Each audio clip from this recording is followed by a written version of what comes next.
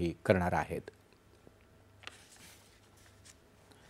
CBI अर्थात केंद्रीय अन्वेषण ब्युरोच्या 2 दिवसीय संमेलनाचं उद्घाटन आज नवी दिल्लीत केंद्रीय गृहमंत्री अमित शहा यांच्या हस्ते होईल।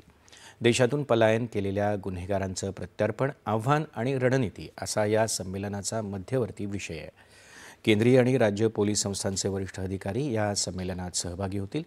पलायन केलेल्या गुन्हेगारांचा माग काढून त्यांना देशात परत आणायच्या उपाययोजनांवर यावर चर्चा अपेक्षित आहे। यात गृह मंत्रालय आणि परराष्ट्र व्यवहार मंत्रालयासह अन्य हितधारक भाग घेतील।